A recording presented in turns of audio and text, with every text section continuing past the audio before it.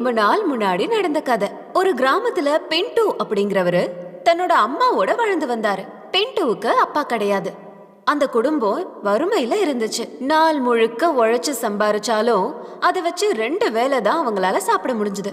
அவங்க அம்மாக்கு ரொம்ப வயசானதுனால அவங்களுக்கு உடம்பு சரியில்லாம போயிடுச்சு. இப்ப என்ன பண்றது பின்டோ? நான் வேற உடம்பு முடியாம படுத்துட்டேன்.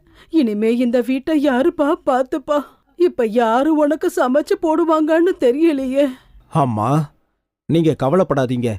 நான் இன்னும் நல்லா கஷ்டப்பட்டு உழைச்சி நல்ல இடத்துக்கு கூட்டிட்டு போய் உங்களுக்கு வைத்தியம் பார்க்கறேன்.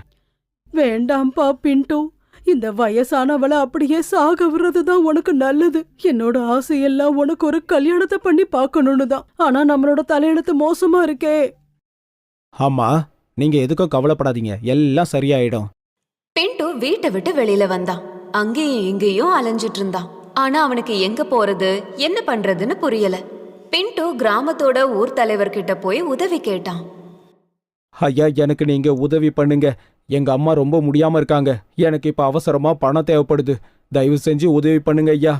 இங்க பாரு பின்டோ, என்னால உனக்கு எந்த உதவியும் பண்ண முடியாது. நீ வேற யார்கிட்டயாவது போய் உதவி கேட்டுக்க.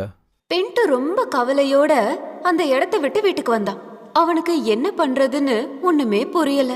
அழுதுகிட்டே தன்னோட மனசுக்குள்ள,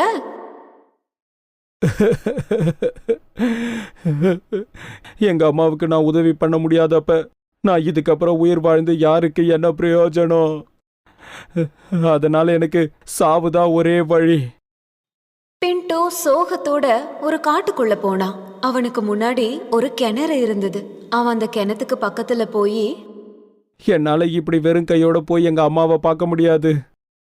அதுக்கு பதிலா நான் இந்த கிணத்துல விழுந்து சாகிறது தான் மேல்.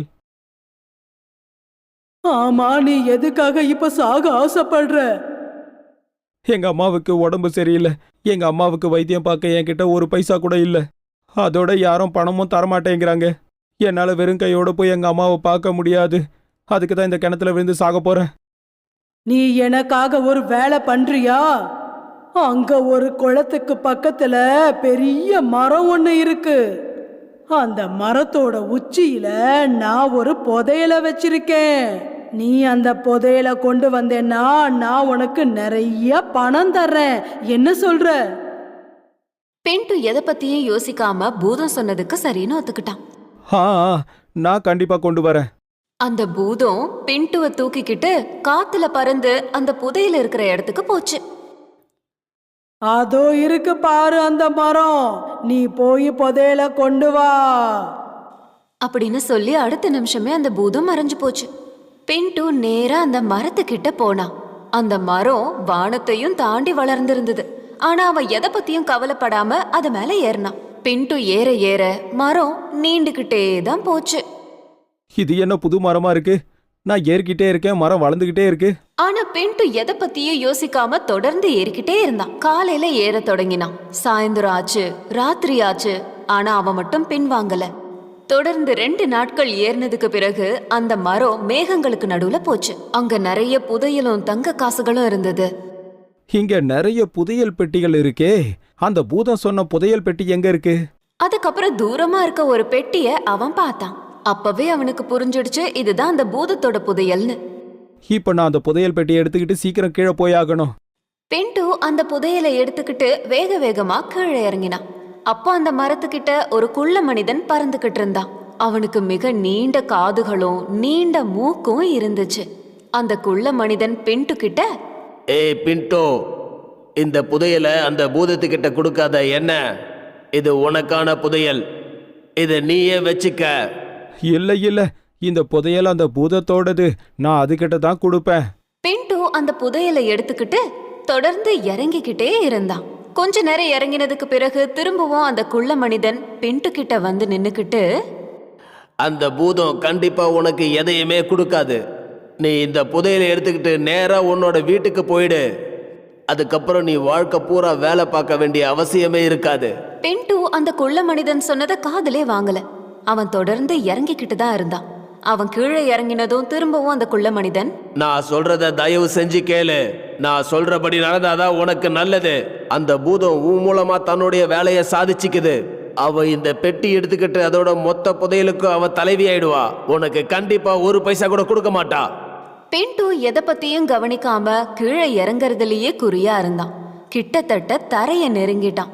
அப்போ அந்த குள்ள மனிதன் பொறுமையை இழந்து பின்ட்டு கிட்ட, நான் உனக்கு கடைசி தடவையா சொல்றதை கேளு.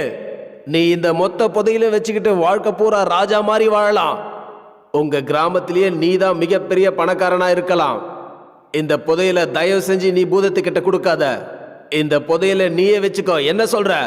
பின்ட்டு அந்த குள்ள மனிதனோட வார்த்தைகளை கேட்கவே இல்லை. புதையலை எடுத்துக்கிட்டு நேரா நடக்க ஆரம்பிச்சான். வழி முழுக்க குள்ள மனிதன் சொன்ன விஷயம் நினைவுக்கு வந்துகிட்டே இருந்தது. அப்புறம் பின்ட்டு யோசிச்சான். நேரா அந்த புதையலை எடுத்துக்கிட்டு தன்னோட வீட்டுக்கு ஓட ஆரம்பிச்சான்.